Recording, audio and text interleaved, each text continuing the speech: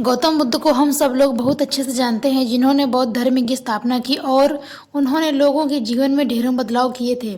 ये कहानी भी उनके बचपन की ही है, जब वे छोटे थे और उन्हें गौतम बुद्ध के नाम से नहीं बल्कि सिद्धार्थ के नाम से जाना जाता था।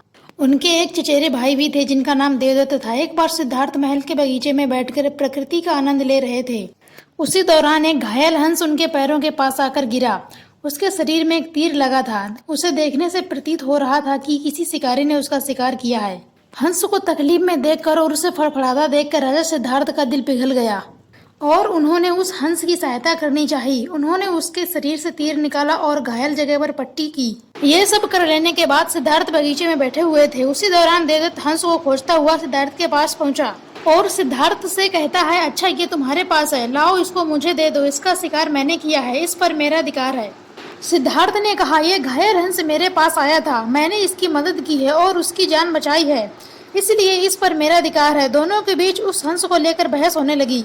अब वे जानना चाहते थे कि इस हंस पर किसका अधिकार ज्यादा है, इसलिए वे राजा के पास पहुंचे। सिद्धार्थ के पिता उस राज्य के राजा थे। राजा के पास पहुंचते ही देवदत्त ने कहा, महाराज इस हंस पर सबसे ज्यादा अधिकार मेरा है, क्योंकि मैंने इसका शिकार किया है। इस वजह से आप सिद्धार्थ से कहिए कि वह हंस मुझे दे दे।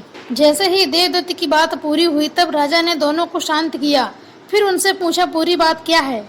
ऐसे में सिद्धार्थ ने राजा को पूरी बात बताई। फिर राजा ने इस मामले को अच्छे से विचार किया और विचार करने के बाद राजा ने कहा, मारने वाले से बचाने वाले का अधिकार ज्यादा होता है, इसलिए इस हंस पर सबसे ज्यादा अधिकार सिद्धार्थ का है, क्योंकि उसने इस हंस को मारा नहीं बल्कि उसे घायल देखकर उसका इलाज किया है और उसकी जान बचाई है।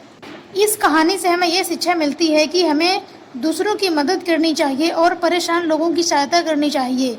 ऐसा करने से हम अपने आसपास के समाज को अच्छा और बेहतर बना सकते हैं। एक अच्छा समाज ही एक अच्छे देश की पहचान होती है।